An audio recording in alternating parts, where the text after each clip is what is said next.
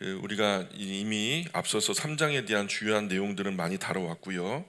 자, 이 3장 9절의 말씀은 이렇습니다. 만물을 만드신 하나님께서 세상을 세우신 원래의 계획대로 하나님은 이방인에게도 구세주가 되신다는 것을 모든 사람에게 설명하기 위해서 나를 쓰신 것입니다. 이런 내용입니다. 그래서 우리가 바울 입에서 나오는 이 비밀에 귀 기울이고 있는 거죠. 자, 10절 계속 읽을까요? 10절 시작.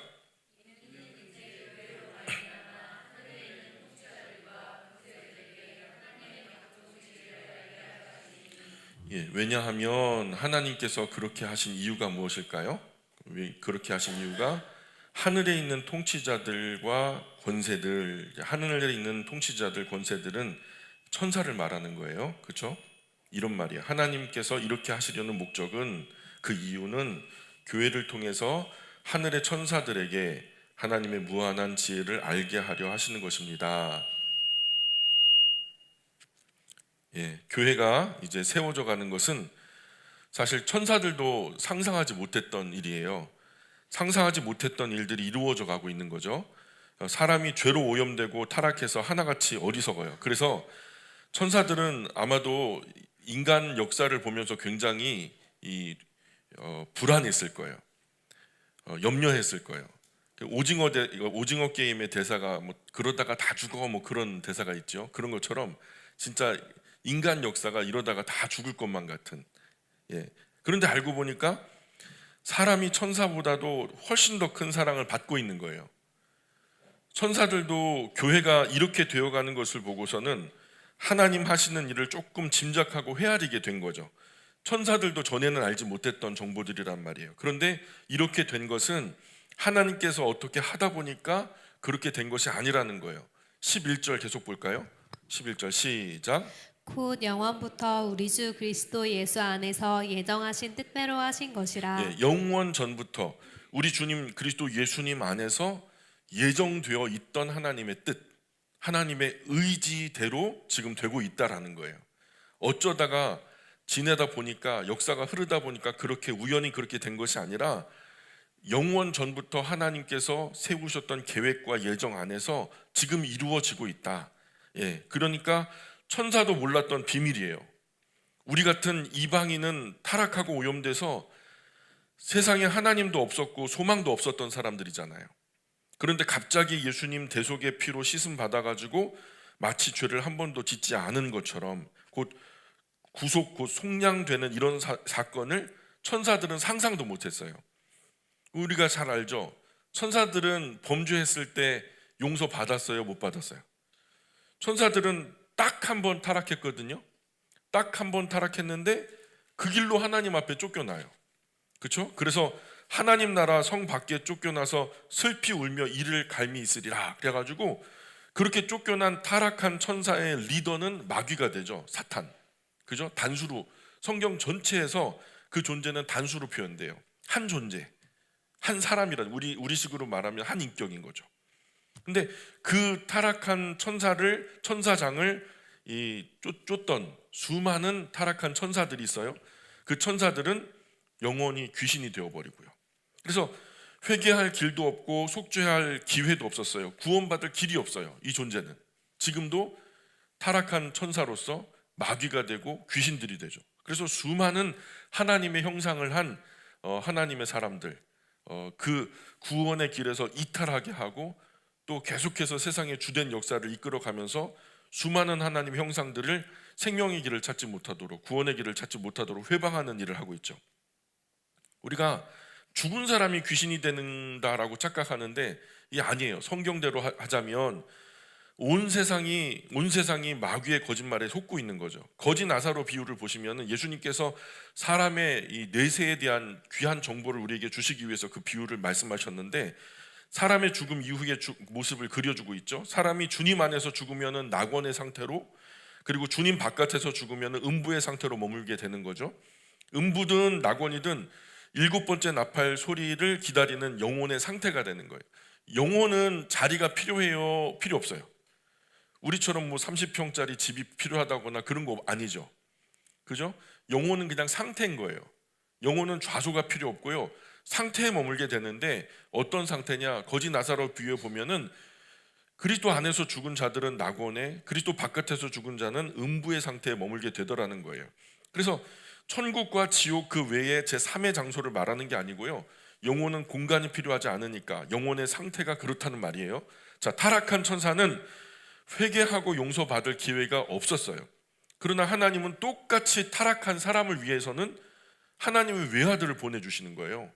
엄청난 희생을 감수하면서 외아들을 세상에 오게 하셨고 사람이 되게 하셨고 그 외아들의 피를 쏟아가면서까지 자신의 형상으로 지은 사람에게 아주 각별한 애정을 보여주신다는 거예요. 천사와 다르게. 그러니 천사가 상상도 못했던 거죠. 예상도 못했던 거예요. 구원과 생명의 길을 인간들에게 열어주시고 그들의 죄를 용서하시겠다라고 구원의 길, 생명의 길을 열어놓으셨다는 거죠. 이런 것들을 보고 천사들도 알 수 있었던 것은, 알 수 없었던 것은, 그러나 천사들도 간절히 알기 원했던 것, 그런 놀라운 일이 지금 천사들 눈앞에 펼쳐지고 있는데 이 비밀이 어디를 통해서 지금 오픈되고 있냐면 우리가 그동안 살펴봤죠? 교회를 통해서 이 비밀이 하나님의 비밀, 천국의 1급 기밀, 극비에 붙여졌던 그 예수 그리스도로 말미암아 온 세상 교회를 통해서 지금 온 세상에 선포되고 있는 이 비밀, 천사들도 뒤늦게 알게 된 놀라운 비밀의 경륜이 바로 이런 것이라고 바울은 얘기하는 거예요. 12절 계속 읽어볼까요? 12절 시작. 우리가 그 안에서 그를 믿음으로 말미암아 담대함과 확신을 가지고 하나님께 나아감을 얻느니라. 우리가 그리스도 예수님과 함께 또 그리스도 예수님께 의지하여 아버지 하나님께 나아갑니다. 아버지 하나님은 반갑게 우리를 영접해 주실 것입니다. 그러므로 우리에게는 두려움 없이 담대하게 하나님 앞에 나아갑니다. 13절 계속 읽어볼게요. 13절 시작. 그러므로 너희에게 구하노니 너희를 위한 나의 여러 환난에 대하여 낙심하지 말라. 이는 너희의 영광이니라. 그러므로 제가 여기서 고난을 받고 있다고 해서 낙심하지 마세요. 지금 제가 당하고 있는 고난은 오히려 여러분의 영광과 격려가 되어야 마땅합니다. 이런 얘기죠. 그나마 그러니까 바울이 지금 무슨 죄를 짓고 뭐가 잘못해가지고 지금 갇혀 있는 게 아니죠. 그렇죠? 그리스도 예수님을 이방에 전한 일을 하다가 잠깐 투옥된 거예요. 그렇게 여러 우여곡절 끝에 재판을 기다리는 입장이었지만 이런 바울의 갇힌 상황 때문에 낙심할 필요가 없다는 거예요. 보니까 바울도 갇히고 뭔가 주님이 함께하지 않는 것 같고 뭔가 하나님의 뜻이 아닌 것 같기도 하고 뭐 이렇게 이상하게 생각할 수 있는 여지가 있잖아요. 그죠? 우리도 교회 생활하다가 누군가가 크게 낙심하고 우려할 만한 어떤 큰 곤란에 빠지면은 저분 뭐 회개할 거 있는 거 아닌가? 그죠? 욥이 그랬던 것처럼요. 권선징악 뭐 이런 식으로 생각하기 쉽거든요. 근데 그게 아니라 바울은 지금 자기가 범죄해서 갇혀 있는 게 아니에요. 예수 그리스도의 복음, 그 생명과 구원의 복음을 전하다 보니까 이 세상의 공중의 권세 잡은 자들이 악한 권세자들 뒤에서 역사하거든요. 근데 그 역사하는 존재들이요, 로마 황제들만 10명, 줄잡아 10명이요 350년간 그리스도인들을 줄잡아 주구장창 잡아 죽이고 가두고 못 살게 굴었거든요. 어쨌든 그런 그 배후가 있어요. 악한 영들이 역사가 있다는, 공중의 권세 잡은 자들. 자, 그런데 바울이 이렇게 고난 받는 것 때문에 낙심하지 말아라. 힘과 위로와 격려를 오히려 받았으면 좋겠다. 그러면서 바울은 하나님께 갑자기 기도를 올립니다. 우리가 여기서부터는 참 중요한데요. 3장 14절부터 21절까지가 바울의 기도문이에요. 자, 3장 14절부터 21절까지가 바울의 기도인데 우리가 바울이 어떤 기도를 하는지 봅시다. 14절 15절 시작. 이러므로 내가 하늘과 땅에 있는 각 족속에게 이름을 주신 아버지 앞에 무릎을 꿇고 비노니. 그러므로 아버지 하나님, 이미 하늘에 있거나 아직 땅에 있는 아버지 하나님의 권속에게, 권속이라면 이제 가족, 하나님께 속한 가족을 말하는 거예요. 하나님의 권속에게 베푸신 하나님의 계획이 얼마나 지혜롭고 엄청난 것인지를 생각할 때에 저는 무릎을 꿇고 아버지 하나님께 감사의 기도를 드리지 않을 수가 없습니다 하면서 이제 기도를 시작하죠. 16절 시작. 그의 영광의 풍성함을 따라 그의 성령으로 말미암아 너의 속사람을 능력으로 강건하게 하시오며. 아버지 하나님께서 넘치는 풍성한 영광으로 성령님을 통하여 여러분의 속사람을 굳세게 해주시기를 기도합니다. 그러는 거예요. 17절, 18절, 19절 계속 읽어봅니다. 시작. 믿음으로 말미암아 그리스도께서 너희 마음에 계시게 하시옵고 너희가 사랑 가운데서 뿌리가 박히고 터가 굳어져서 모든 성도와 함께 지식에 넘치는 그리스도의 사랑을 알고 너비와 길이와 높이와 깊이가 어떠함을 깨달아 하나님의 모든 충만하신 것으로 너희에게 충만하게 하시기를 구하노라. 예수님을 그리스도로 믿는 여러분 마음에 예수 그리스도와 친밀한 교제 가운데 더욱 견고하게 머물기를 기도합니다. 모든 하나님 자녀가 그러하듯 여러분도 하나님 사랑이 참으로 얼마나 한이 없고 깊고 높은지를 깨닫게 되기를 기도합니다. 그리고 그분의 사랑이 너무나 커서 여러분 눈으로 그 끝을 볼 수도 없고 다 헤아릴 수도 없음을 스스로 깨닫고 체험할 수 있기를 기도합니다. 그래서 마침내 하나님의 모든 충만하심으로 여러분도 충만하게 되기를 기도합니다. 이렇게 기도하고 있어요. 20절 21절 계속 읽어볼까요? 시작. 우리 가운데서 역사하시는 능력대로 우리가 구하거나 생각하는 모든 것에 더 넘치도록 능히 하실 이에게 교회 안에서와 그리스도 예수 안에서 영광이 대대로 영원무궁하기를 원하노라. 아멘. 우리 기도나 소원이나 생각이나 희망으로도 전혀 감히 꿈을 꿀 수 없는 것을 위대한 하나님의 그 크신 능력으로 꿈꾸게 하셨고 소망하게 하신 아버지 하나님께 영광을 돌립니다. 교회와 예수 그리스도를 통하여 구원의 계획을 이루어 가시는 아버지 하나님께 영원 무궁하도록 영광을 돌립니다. 아멘. 이렇게 기도를 끝맺고 있죠. 자, 우리가 방금 읽었던 3장 14절부터 21절까지가 바울의 기도문인데요. 바울의 기도문을 조금만 우리가 묵상해 볼까요? 우리말에 그런 말이 있어요. 뿌리 깊은 나무는 바람에 흔들리지 않는다. 바람에 아니면세. 어쨌든 가지야 흔들리겠지만 털을 옮기진 않겠죠. 예수님이 나의 신앙의 뿌리로 든든히 견고하게 자라기를 바울은 이 기도문에서 에베소 교회 그리스도인들을 향해서 소망하고 있어요. 자, 한번 보세요. 15절에 보니까 이름을 주신 아버지 앞에 무릎을 꿇고 비노니, 여기 무릎을 꿇고 비노니, 지금 저는 여기다가 밑줄을 걷거든요. 바울이 무릎을 꿇고 빈다는 말은 바울의 어떤 심정을 표현할까요? 무릎을 꿇고 기도하는 거, 간구하는 거, 무릎을 꿇고 빈다. 어떤 모습 같아요? 뭐 때문에 바울이 이렇게 무릎을 꿇었을까요? 바울이 이런 심정으로 그렇게 뭔가 간절한 모습이죠. 무릎을 꿇고 기도를 한다. 그런데 그런 무릎을 꿇고 기도하는 기도의 내용이 뭘까? 이렇게 애타게 바울의 기도가 어떻게 하면 애타는 이 바울의 기도가 이루어질 수 있을까? 하나님께서 바울을 통해서 이런 기도를 우리에게 알게 하신 이유는 뭘까? 바울의 기도문을 우리가 굳이 알아야 되나? 이런 생각들. 자, 바울의 애타는 기도를 좀 묵상해 볼게요. 14절 15절을 보니까 이러므로 내가 하늘과 땅에 있는 각 족속에게 이름을 주신 아버지 앞에 무릎을 꿇고 빕니다. 이렇게 말해요. 바울이 무릎을 꿇고 기도합니다. 그러는 거죠. 여기서 무릎을 꿇었다. 바울의 어떤 모습인 것 같아요? 좀 가벼운 마음 같진 않죠. 뭔가 무겁고 진지하고, 그죠? 중요한 기도를 할 때 자세를 고쳐잡고 제대로 한번 기도를 하는 그런 모습이죠. 이런 애타는 모습으로 무슨 기도를 할까요? 자, 바울의 기도 내용은 16절 보세요.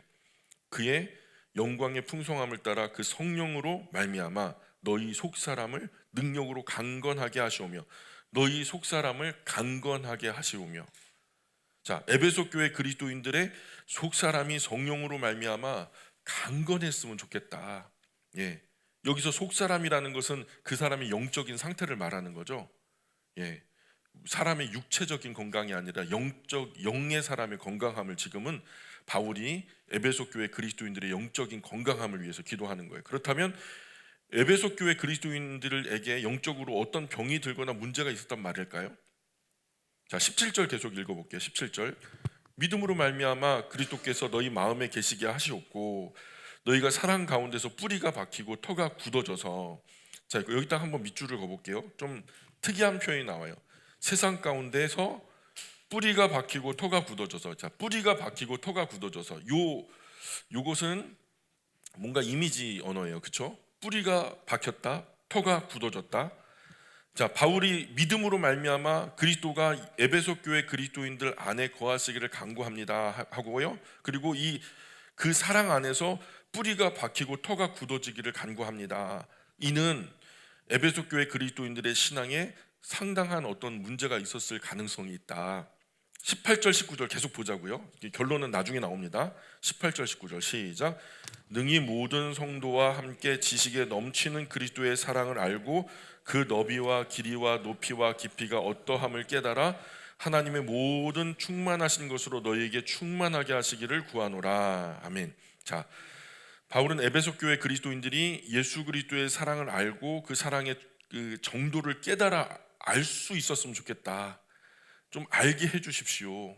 그 높이, 넓이, 그 깊이가 얼마나 크고 귀한 것인가를 에베소 교회 그리스도인들이 좀 알았으면 좋겠습니다. 이 기도의 내용대로라면 에베소 교회 그리스도인들의 영적 상태가 참 엉망인 거죠. 마치 에베소 교회 그리스도인들의 실상의 어떤 그 실체를 발가벗기는 것처럼 보여요. 이런 바울의 기도를 어떻게 받아들여야 될까요?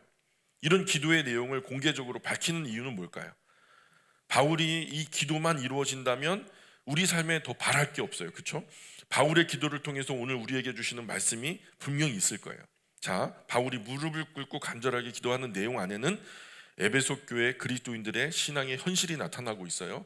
바울은 이들의 신앙 문제가 무엇인지를 알고 있었어요. 그래서 간절히 무릎을 꿇고 하나님의 심정으로 에베소 교회 그리스도인들을 촉구합니다. 자, 바울은요 얼마 지나지 않아서 이 사역을 더 이상 연속할 수가 없어요.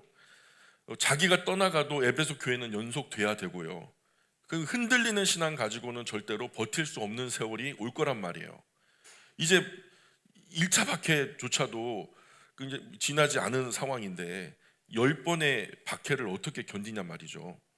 한마디로 이들의 신앙은 흔들리고 있었다. 17절을 볼까요? 믿음으로 말미암아 그리스도께서 너희 마음에 계시게 하시옵고 너희가 사랑 가운데 뿌리가 박히고 터가 굳어져서 이 부분 놓치지 말아야 되는 거죠. 자, 뿌리가 박히고 터가 굳어져서라는 이 부분 앞에는 16절과 그 이 뒤에 구절 18절 19절이 연결하는 고리가 바로 뭐냐면 바로 이 뿌리가 박히고 터가 굳어져서 에베소 교회 그리스도인들이 그리스도 안에서 견고한 신앙의 뿌리를 내리지 못해서 이런 현상이 나타나고 있다라는 거죠. 어쨌든 16절의 배경으로 보자면 첫 번째 영적으로 강건하게 해달라고 구해야 할 만큼 어떤 면에서는 약해져 있었다. 두 번째 17절을 배경으로 보자면 그리스도가 마음 안에 계신지 그 신앙을 점검해야 할 필요가 있었다. 17절 후반에 보면은 바울은 에베소 교회 그리스도인들이 예수 그리스도의 사랑 가운데 뿌리를 견고하게 내려서 그 다음에 18절 19절 보면 네 번째로 지식으로는 절대로 할 수 없는 예수 그리스도의 사랑의 정도가 얼마나 큰지를 깨달았으면 좋겠다라고 말했고요. 그 다음에 19절 후반에도 보니까 다섯 번째로 하나님의 성령으로 충만하여 다시는 흔들리지 않는 자들이 되기를 간구했다는 말이에요. 자, 1차적으로 바울의 이 기도는 에베소 교회 그리스도인들을 향한 기도예요. 그렇죠? 2차적으로는 이 기도는 나를 향하신 주님의 기도라고 저는 생각해요. 여러분은 어떻게 생각할지 몰라요. 근데 3차적으로는 이 기도는 모든 그리스도인 부모님이 자녀를 위해서 기도할 때 기도할 수 있는 기도라고 생각해요. 4차적으로는 바로 우리 교회를 향하신 주님의 기도라고 생각해요. 저는 그렇게 받아들여요. 그리고서 이제 말씀을 드리는 거예요. 예수 그리스도의 사랑은 어떤 사랑일까요? 왜 그 사랑 안에 뿌리를 내려야 한다라고 강조한 걸까요? 예수님은 나를 사랑하셔서 십자가를 지시면서도 흔들리지 않으셨어요. 그 어떤 경우에서도 예수님은 흔들리지 않으시고 나를 끝까지 사랑하셨단 말이죠. 그러므로 그 사랑 안에 뿌리 내린 자는 절대로 흔들리지 않는단 말이에요. 여기서 예수님의 사랑 안에 뿌리 내린 자는 예수님께서 흔들리지 않도록 붙잡아 주신다는 거예요. 자, 사랑하는 여러분, 우리 주변에 나를 흔드는 세력들이 참 많죠. 그리스도인들을 흔들릴 이유가 많아요. 예수 그리스도의 사랑 안에서 뿌리를 내리지 못하도록 계속적으로 지속적으로 틈만 나면 우리를 흔들려는 세력이 분명히 세상에는 있어요. 이들은 양의 탈을 쓴 이리들이에요. 아주 달콤하게 유혹해요. 심지어는 말씀으로도 유혹해요. 그러나 결국은요, 우리를 무너뜨리려고 하는 존재들이에요. 바로 거짓과 미혹의 영을 가진 사람들이죠. 지금 우리 주변은 이런 세력들로 몸살을 앓고 있어요. 우리는 이들의 손길을 주의해야 됩니다. 이들의 목적은 딱 하나예요. 예수 그리스도의 사랑 안에서 나를 뽑아내서 망하게 하려는 거예요. 이들에게 흔들리면 나도 죽고 너도 죽고 우리 모두 죽는 거죠. 뿌리가 뽑히고 살 수 있는 나무는 없어요. 그렇죠? 뿌리가 뽑히고 살 수 있는 나무는 없어요. 그래서 뿌리가 견고해야만 되는 거죠. 여기에서 우리는 간절하게 하나님의 심정과 바울의 심정으로 이 문제를 해결하도록 스스로 촉구해야 되는 거예요. 자, 보세요. 뿌리를 견고하게 내리는 것밖에는 다른 방법이 없어요. 아무리 흔들어도 뿌리가 견고하면 흔들리지 않아요. 중요한 것은 보여지는 것이 아니라 보이지 않는 뿌리라는 거죠. 우리 신앙의 가장 중요한 것은 뭐다? 뿌리다. 보이지 않는 뿌리가 나를 살게 한다. 내 뿌리를 견고하게 내려야 할 곳이 어딘가? 골로새서 한번 펴볼까요? 2장 보세요. 골로새서 2장 6절 7절. 골로새서 2장 6절 7절.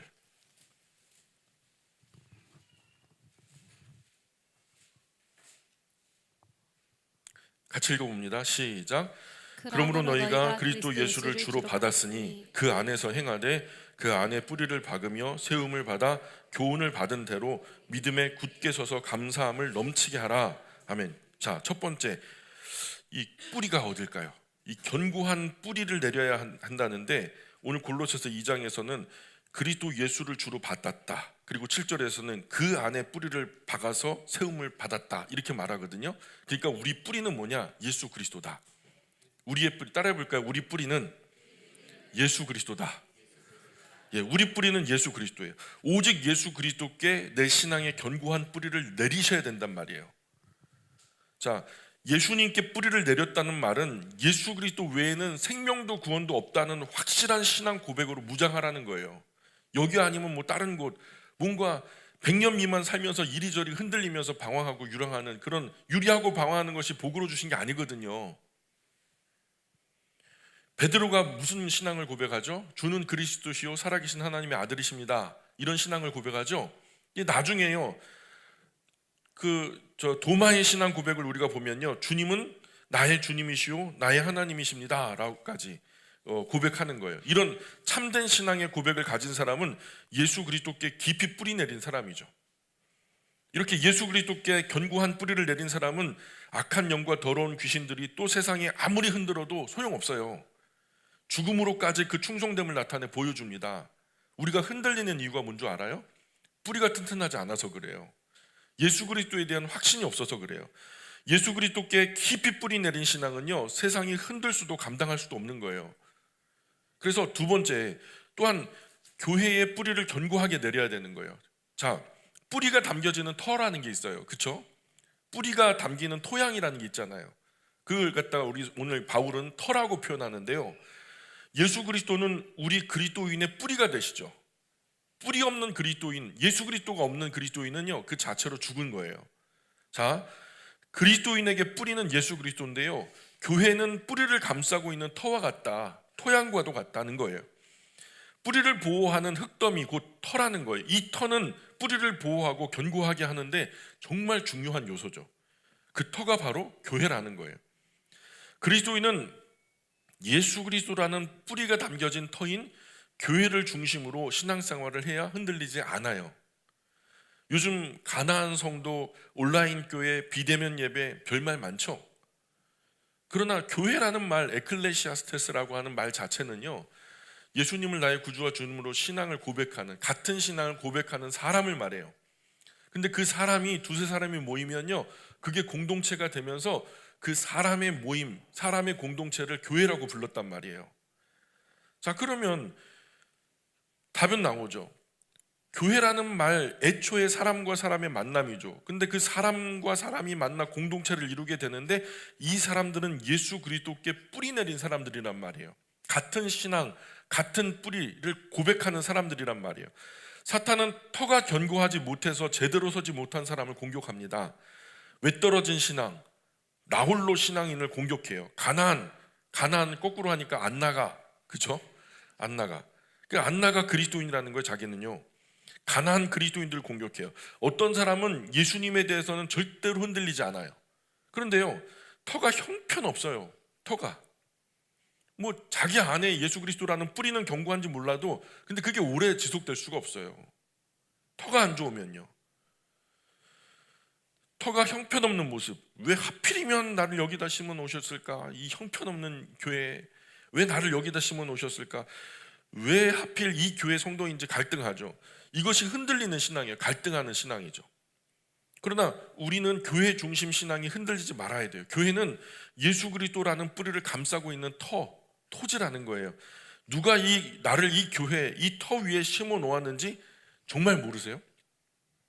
누가 나를 여기 이 자리에 앉아 있게 했는지 정말 모르시냐고요. 예수님이 나를 이 교회에 심어 놓으셨다는 것을 믿으시기를 축복합니다. 얼핏 생각하면 내가 오고 싶어서 나온 것 같죠.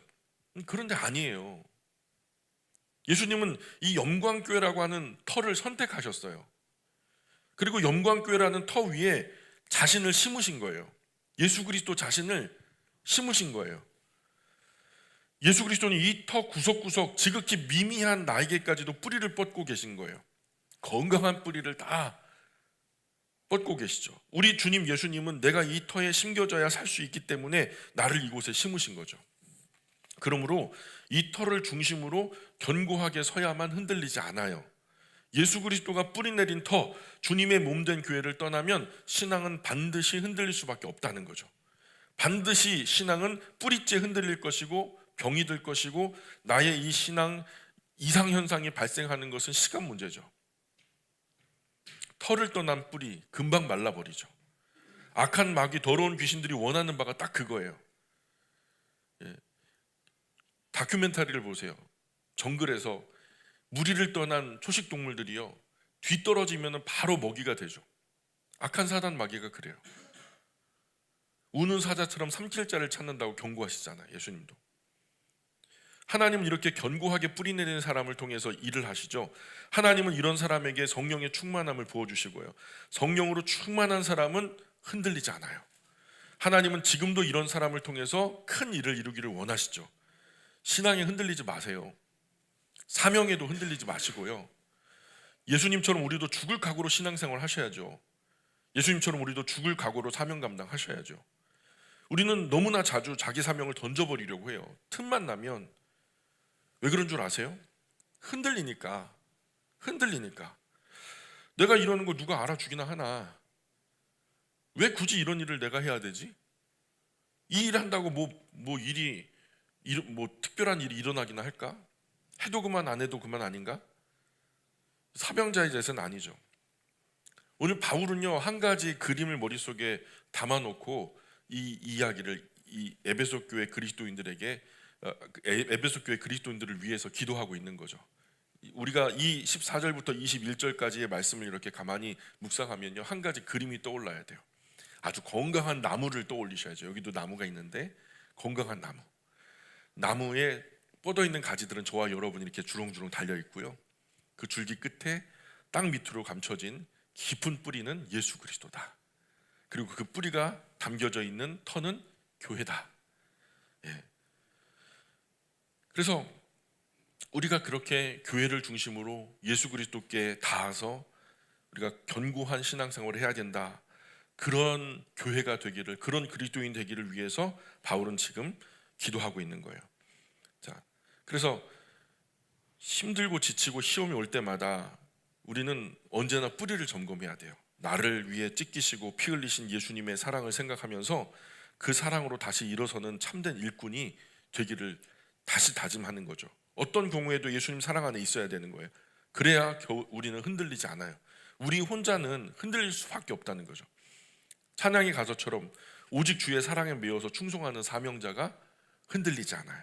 아무리 흔들어도 뿌리가 견고하면 흔들리지 않아요. 정말 중요한 것은 보이는 것이 아니라 보이지 않는 뿌리라는 거예요. 보이지 않는 뿌리, 예수 그리스도가 나를 살게 하신다. 나의 뿌리를 견고하게 내려야 할 곳은 어딜까요? 교회라는 거예요. 오직 예수 그리스도 그분께 신앙의 견고한 뿌리를 내리고 그 뿌리의 터가 되는 교회를 중심으로 우리가 남은 여생 열심히 신앙생활을 해야 된다라는 거죠.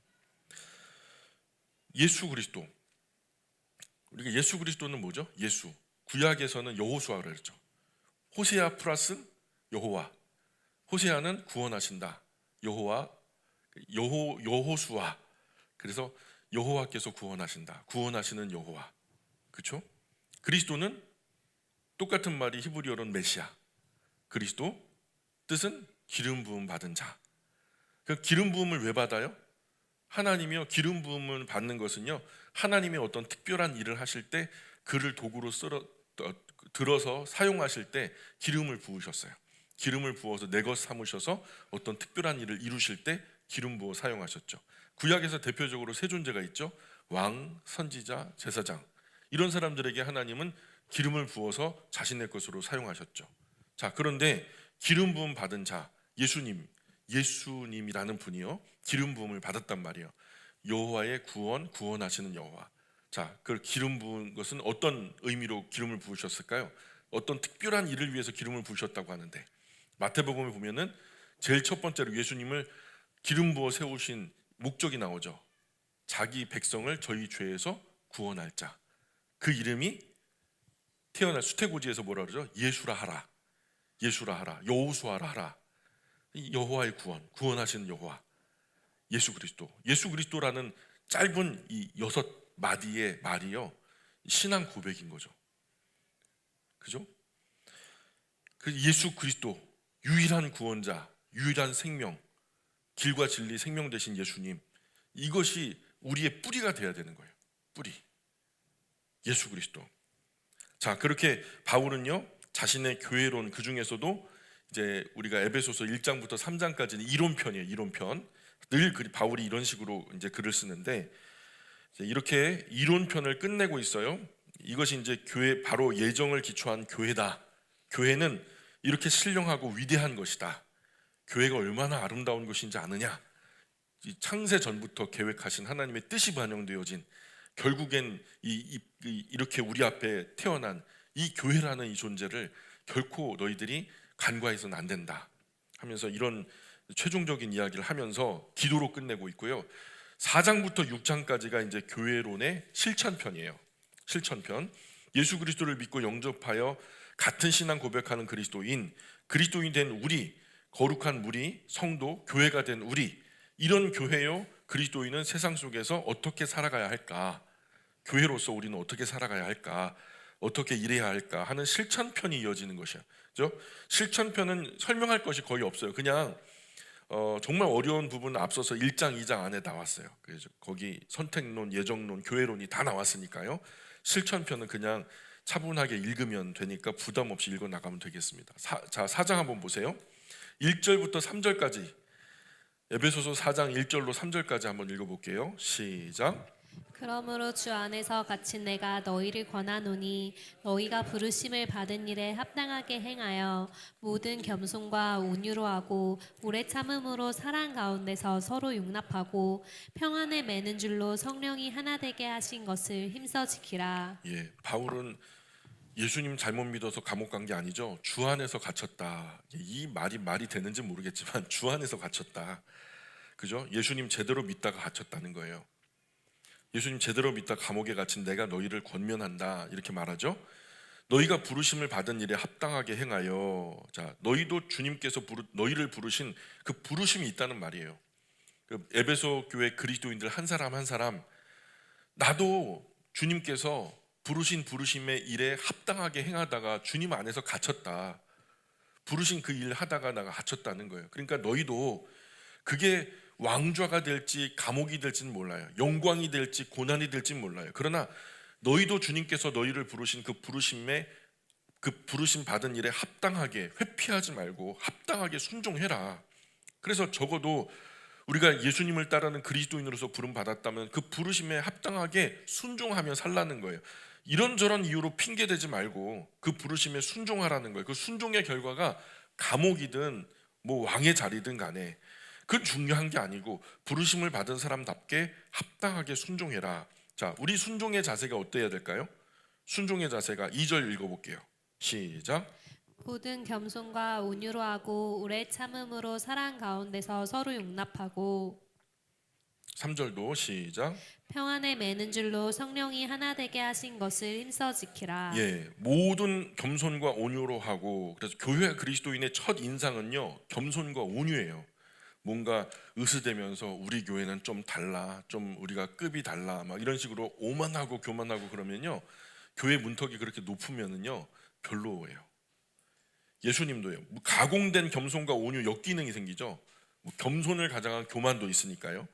진짜 겸손하지 않고 진짜 온유하지 않은 사람이요 겸손한 척 온유한 척하면 문제가 반드시 생겨요. 역기능이 와요. 사람이 육체를 가지고 살아가지만 기본적으로 우리 영적인 존재거든요. 그래서요 말은 그렇게 하더라도요 느껴지는 게 달라요. 실제로 겸손하지 않고 실제로 온유하지 않으면 금방 알아차려요. 금세 그 가면이 벗겨지고 가식과 허식이 드러나고요 불과 얼마지 않아서 그 실체가 드러나요. 그러면 가공된 겸손과 온유로 만들려던 그 첫인상보다 훨씬 더 나쁜 인상을 남기게 된단 말이에요. 교회와 그리스도인은요 진짜 겸손해야 되죠. 진짜 온유해야 돼요. 아멘. 교회와 그리스도인이 말도 행동도 거칠고 그 행위가 교만하고 그래봐요. 아주 그냥 과격하고 배려하지 않고 인격적이지 않고 그러면요 하나님이 욕먹어요. 하나님 영광 깎아먹습니다. 오늘 한국 교회가 욕을 먹고 있는 이유가 그거예요. 자꾸만 내가 얻는 구원에만 신경 쓰고 내가 얻은 복에만 신경 쓰다 보니까 이 세상을 향하는 인격적인 자세가요 온유와 겸손을 까먹어 버렸어요. 배려하지 않아요. 교회와 그리스도인의 인격과 품위를 다 잃어버린 거예요. 세상 사람들과 원만하게 섞여 살아가야 하는 그야말로 선한 이웃으로 살아가야 할 사명을 간과한 거죠. 예수님도 말씀하시죠. 마태복음 11장에서 수고하고 무거운 짐진 자들아 다 내게로 오라. 내가 너희를 쉬게 하리라. 나는 마음이 어떻다? 온유하고 겸손하니 나의 멍에를 메고 내게 배워라. 그리하면 너희 마음이 쉼을 얻을 것이다. 이는 내 멍에는 쉽고 내 짐은 가볍기 때문이다. 이렇게 말씀하잖아요. 예수님도 온유하고 겸손하게 하나님께서 시키신 일을 감당하신 거예요. 그러니 나에게 배워라. 그런 마음 편하다. 그죠? 예수님처럼 겸손하고 온유하게 살면 마음이 가볍고 편하다는 거예요. 우리가 온유하고 겸손하면 참 쉬워져요. 모든 일이. 일단 마음이 편하네요. 그리고 자유로워져요. 자꾸 교만하려고 하니까 더 많은 것 가지려고 하고 또 높은 곳에 올라가려고 하고 그러다 보니까 어때요? 자꾸 그냥 그렇게 뭔가 아등바등 하다 보니까 피곤해지죠. 지치죠. 그러다가 뭔가 또 해야 되니까 스트레스 받죠. 그래서 인생이 괴롭고 힘들게 되더라는 거예요. 온유하고 겸손하면 인생이 편안하고 자유로워요. 자, 그리고 그 다음 구절 뭐라 그래요? 오래 참음으로 사랑 가운데서 서로 용납하고, 자, 그 다음이 사랑하는 마음 가지고 용납해 주는 거래요. 오래 참아주는 거죠. 어떤 분이 세워 보았는지 모르지만 어린 아이가요 엄마 뱃속에서 응리하고 태어나서 이제 뒤집기를 하고서 이제 엉거주춤 안고요. 그 다음에 일어나 가지고 이제 이 걸음마를 떼고 어느 정도 능숙하게 걷고 뛰게 될 때까지 애가 몇 번 넘어지나 세봤는지 모르겠어요. 근데 3,000번 넘어진대요. 3,000번 넘어진대요. 그러니 세상 방식으로 살던 사람이요 예수님 제자 하나님 자녀로 살아가려면 얼마나 많은 실수와 실패가 있겠냐고요. 그죠? 교회 안에 들어와도요 실수와 실패가 많아요. 그래서 새롭게 신앙생활을 시작한 형제와 자매가 실수를 해도 실패를 해도 그분을 둘러싼 교회와 그리스도인들이 사랑하는 마음 가지고 계속 기대해주고 기도해주고 기다려주는 사람이 많을수록 더 건강한 그리스도인으로서 굳건하게 설 수 있는 가능성이 커지는 거죠. 한마디로 말해서 건강한 그리스도인이 생산되는 교회는요 터가 좋은 거예요. 양질인 거예요. 기대해주고 기도해주고 기다려주는 사람들이 많다는 거예요. 실수를 많이 하면요 나중에 더 완성될 가능성이 크잖아요. 그러니 나와 생각이 조금 달라도 예수님께서 죄인된 또 원수된 나를 사랑해 주신 것처럼, 그죠? 로마서에 들어가자마자 그 말 나오잖아요. 연약한 나를, 죄인된 나를, 원수된 나를 위에서 십자가에 달려 죽으셨다. 그죠? 우리도 주님 안에서, 주님 사랑 안에서 오래 참아주면서 서로 용납해 줘야 맞다는 거예요. 그리고 무엇보다도 4장 3절 보세요. 4장 3절 같이 읽습니다. 시작. 평안에 매는 줄로 성령이 하나 되게 하신 것을 힘써 지키라. 예, 성령님께서 평화의 줄로 하나 되게 하신 이 교회를 힘써 지켜야 한단 말이죠. 자, 평화의 줄로 하나 되게 하신 것은 우리가 한 거예요, 성령님이 한 거예요? 우리가 한 거예요, 성령님이 한 거예요? 그죠? 성령님이 한 거죠. 우리가 한 게 아니죠. 평화, 이 여기서 평안이라고 하는데 말 그대로 그냥 피스예요. 근데 평화에 매는 줄로 하나 되게 하신 것은 우리가 한 게 아니라 성령님께서 하신 거예요. 우리는 뭐 하면 돼요? 그 하나 되게 하신 것을 그냥 지키기만 하면 되는 거예요. 우리가 정신 바짝 차리고 마귀와 더러운 귀신들에게 노란하지만 않으면 교회가 찢어지고 나누어지는 일은 없어요. 그런 어리석은 일을 용납해서도 안 되는 거예요. 우리로 하나 되게 하신 것은 성령님께서 하신 거예요. 그러니 우리는 그 하나 되게 하신 것을 지켜나가는 정도만 노력하면 되는 거예요. 근데 이게 쉽지 않다. 힘써야 된다. 뭐라고 그래요? 힘써 지키라. 그렇잖아요. 힘쓰라잖아요. 힘써서 성령이 하나 되게 하신 것을 잘 지켜나가야 된다라는 말을 하는 거예요. 4절 계속 읽어볼게요. 시작. 몸이 하나요 성령도 한 분이시니 이와 같이 너희가 부르심의 한 소망 안에서 부르심을 받았느니라. 우리 모두 한 몸에 달린 지체들이죠. 그래서 우리는 같은 성령님 안에 연합되어져 있는 유기체라고 해요. 유기체. 그 유기체는 어느 하나가 떨어지면 다 도미노처럼 무너져 버려요. 그래서 혼자서는 절대로 설 수 없는 거죠. 우리가 서로 이루려는 것도 하나의 소망이에요. 하나의 소망을 가지고 이것을 위해서 우리가 부르심을 받았는데요. 눈이요. 냄새 맡으려고 해요? 눈이 냄새를 한번 맡아볼까요? 예? 코가 보려고 해봐요. 얼마나 웃겨요? 귀가 맛볼 수 있어요?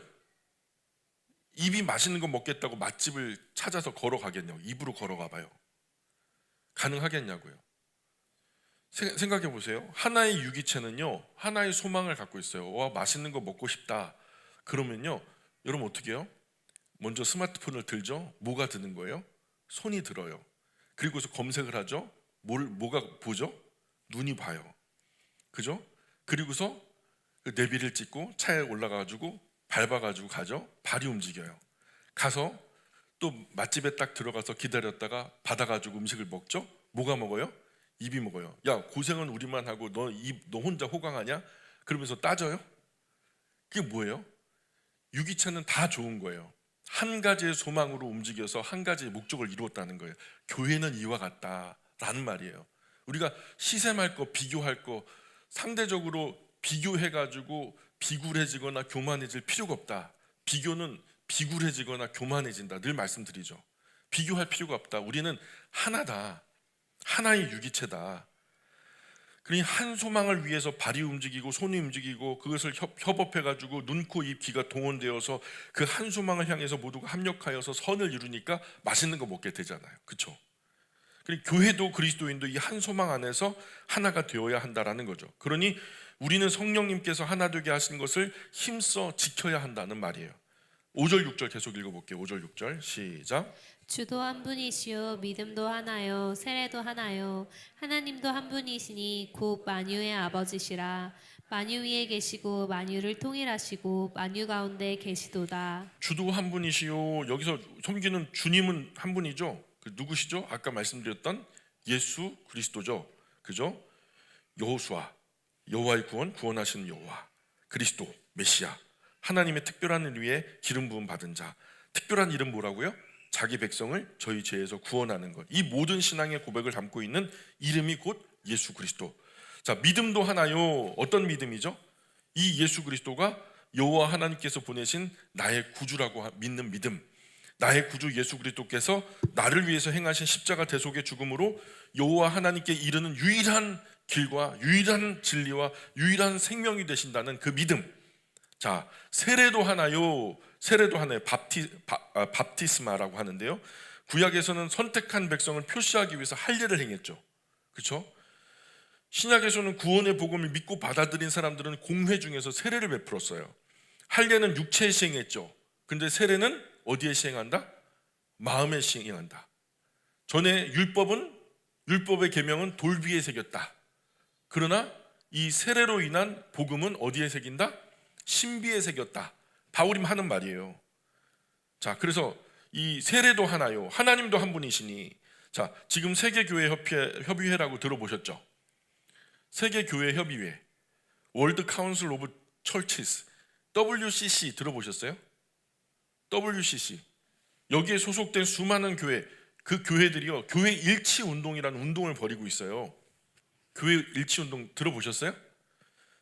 WCC의 시작은 원래는 1948년도 네덜란드에서요, 암스테르담에서 교회 개혁 교회를 중심으로 우리 교회가 너무 많이 좀 힘을 잃었다. 뭔가 힘을 모아서 개혁 교회가 힘을 합쳐서 뭔가 세계적으로 목소리를 내야 된다 하면서 니케아 신경, 콘스탄티노플 신경 이 두 신경을 그 신조를 함께 고백하고 찬성하고 동의하는 교회만을 정회원으로 받아들이면서 WCC가 시작되었어요. 그러나 최근에는요, 이단이건 다른 종파건 타종교건 가리지 않고요, 종교 일치 운동으로 막 에큐메니칼리즘이라고 엉뚱한 방향으로 튀기 시작했어요.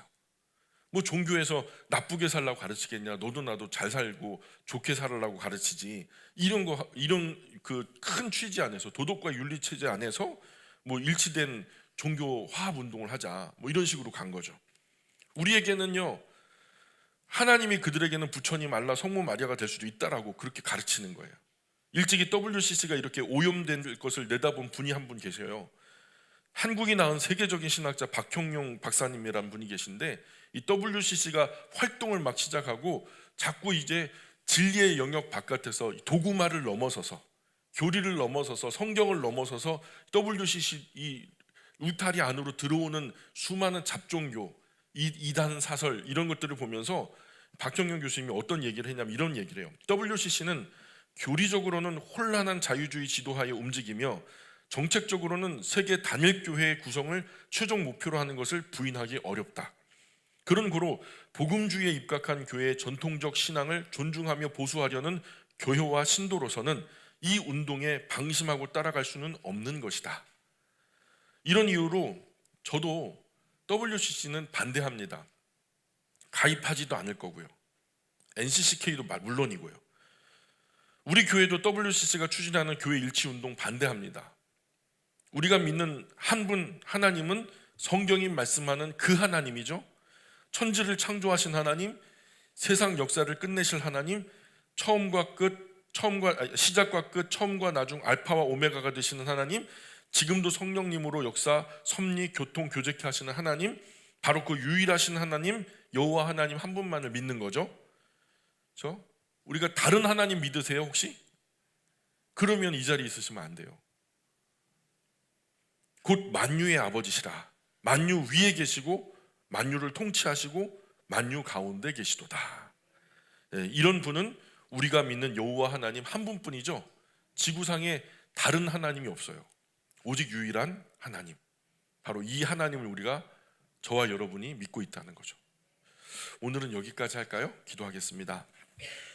귀하신 하나님, 부족한 저희들 이 세상 100년 미만 예수님을 구주와 주님으로 영접한 이후에 또 신앙생활을 하며 주님 부르시는 그날까지 충성되게 살아가기를 원하지만, 이 충성된 믿음의 길에 수많은 회방이 있고 저희들의 신앙의 길을 흔들려고 하는 수많은 세상의 장치들이 있습니다.